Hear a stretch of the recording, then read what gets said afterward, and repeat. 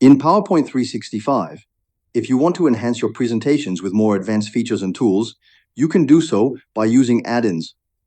Add-ins are small applications or tools developed to extend the functionality of PowerPoint beyond the default options.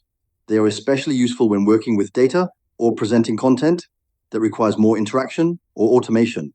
To begin using add-ins, go to the Home tab on the PowerPoint ribbon. There, you will find a section labeled Add-ins.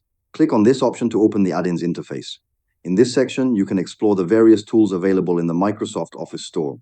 This store provides a wide range of add-ins designed to support different types of tasks and enhance your presentation capabilities. Once the add-ins window appears, all available tools will be displayed. You can use the search bar to type in the name or type of tool you are looking for.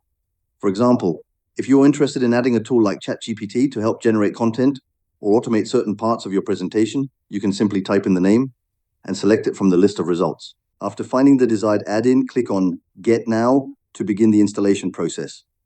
PowerPoint will automatically install the add-in and make it available within your working environment.